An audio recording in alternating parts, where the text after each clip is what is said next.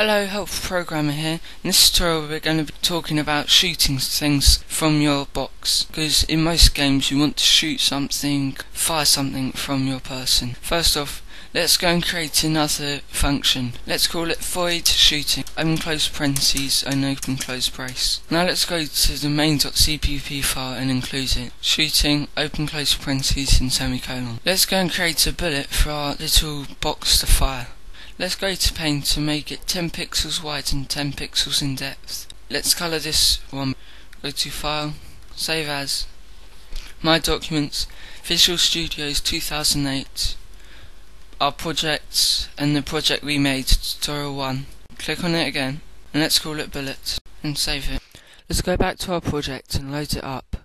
Go to Setup and then go to the function Load and use the command db_load_image. Open parentheses and open speech marks, bullet.bmp and close speech marks and do a comma. Let's give it an ID of 5. Close the parentheses and do a semicolon. Unlike the others, we're not going to create it in the function create. This is because we don't want it to be on screen from the moment we start the program. We want it to appear when we fire. So let's go to the moving.h file, go to our function void shooting. Let's make an if statement. If db sprite collision, open parentheses, so let's see if our bullet, number 5, collides with nothing, 0, and make that see if it's false. Which, if it is, that means that we can create the bullet because it's not in the game. And now let's see if the shift key is being pressed using the command db shift key and close parentheses and 2 equal signs and 1. So if it's not in the game, and then you can see if you're pressing the shift key to see if we want to fire or not. And if we have pressed the shift key, now we want to create our bullet.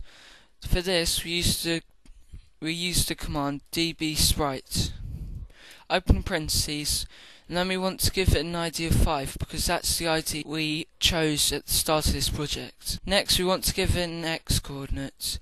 To do that we're going to use the command db_sprite_x.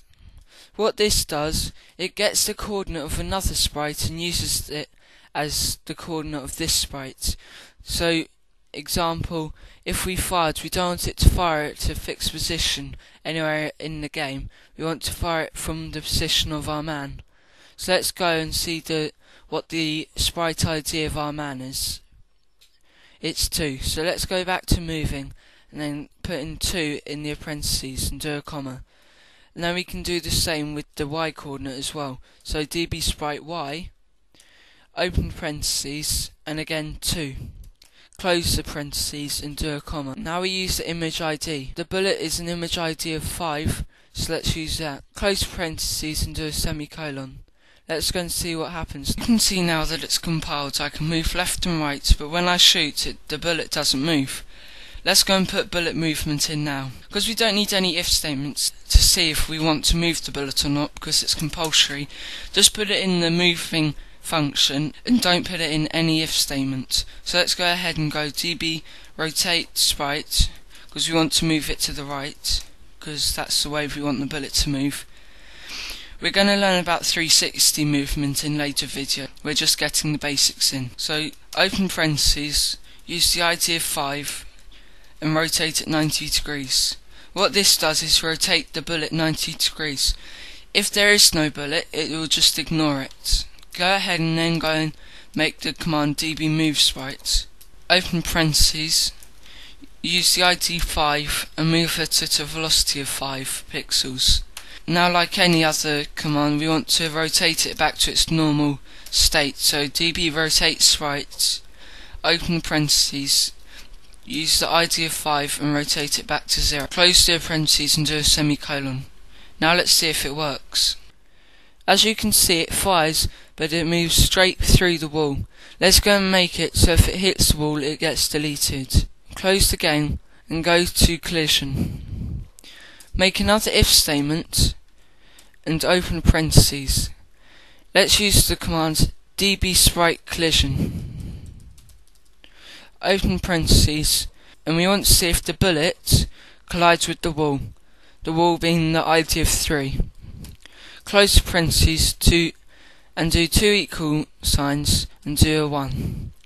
Then close the parentheses and open and close brace. Inside here, all we're going to do is use the command db delete sprite. All this will do is just delete the sprite specified, so 5. Close parentheses and do a semicolon. You might be wondering, if you have loads of objects in the game, you don't want to write them out all individually. In later videos we'll be teaching you how to do for loops. Now let's go and run it. As you can see now, when you fire it will just delete when it hits the wall. This is simple collision. Obviously you don't want the bullet appearing from the top right hand shoulder of your man or whatever you created, so let's go and make it centered. To do that, all you need to do is change the appearance of the bullet. Go to the function shooting, and where it says db sprite x2, just add 50 to it, so plus 50. What this does, when it's going to create, it will go use the coordinate of 2, but then add 50 to it, because we know the box is 100 pixels across, so 50 would be in the middle. Add 50 to the other one as well. Now let's go and see if that works. Now it should appear from the center of the body, so let's go ahead and press shift. Good, it's working. I hope you enjoyed this video and I hope you learnt a lot from it. Bye.